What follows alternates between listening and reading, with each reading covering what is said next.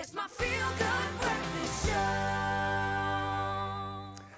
Welcome back to your Feel Good Breakfast Show. This is Expresso right here on S3 and a wonderful Thursday morning, and I do hope that all of you are well at home. Next up, UCT student and community activist Zukile Ntentema has set the wheels in motion to establish the very first youth violence prevention centre right here on home soil, and it's an example of an anti-crime initiative that will be housed at UCT, and it will support government, law enforcement agencies and civil society and effortlessly monitor crime trends in the mother city, and also to inform new targeted crime prevention strategies aimed at the youth. And I absolutely love this movement. We have Zukile with us this morning. My brother, thank you very much for joining us. It's a pleasure. Wonderful to have you. We quickly spoke off air, and I love what you're doing. I love what you're doing because our children need all of the help and support that they can get here in South Africa. But I believe this is not only the first for Africa or South Africa, but the first for Africa, this initiative as well. Exactly, absolutely.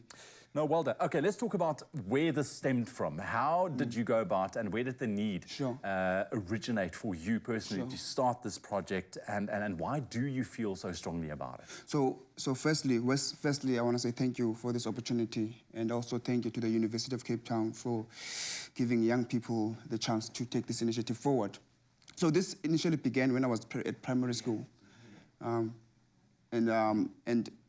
what has happened is that when I was on my way to school, and someone got shot behind me. You know, it was high school students, and I could see someone sneaking for them. And after that, I never received any counseling or nothing, you know. And unfortunately, this is not something unique to me. Most young people in South Africa face the same situation. So I decided to take an initiative as a young person to play a role in resolving the youth violence issue that is escalating in this country. Yeah, because you have that first-hand experience of how damaging a situation like that can be. Exactly. And what it can cause in terms of the future outlook of a child, in terms of their surroundings. So what exactly does this prevention centre aim to do? What's the goal here? Sure. So firstly, this centre proposes a paradigm shift on how South Africa approaches and perceives youth violence prevention.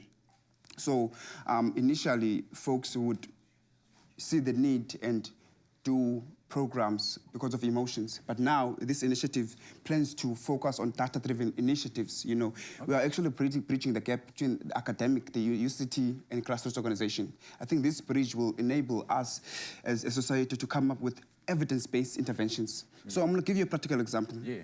So if you do decide to intervene in Hanover Park or Manenberg to do a program, you will see an issue and you'll do it, but you won't be able to have evidence base in terms of what is working, you know, because we don't have the resources, you know. So that's where we come in. You know, we sit down with you, we do a literature review and say, this is what you want to do, and this is what is actually working in this kind of space, and this is the best interventions that can best drive your initiative.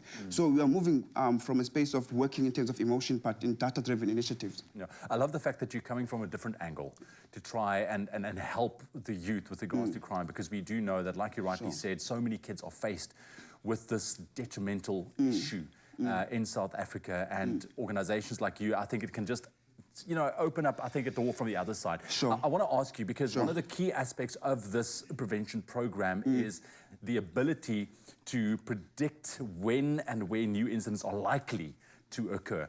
How exactly do you do this? I mean, you spoke about it being data-driven, and have you partnered with law enforcement at all? So it comes back to what I was saying, that we need a paradigm shift in terms of thinking.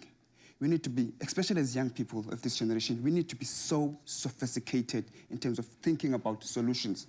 If we are not sophisticated in terms of our thinking, then these problems will continue to escalate. Well, we can actually predict youth violence and prevent it, similar to how you predict the weather, you know. And this is a public health approach. You know the areas, the hotspots. Exactly. So there's been a trend that has been happening. I'm going to give you a practical example. In 2013, there was an escalation of gangs of Vuras and Vatus.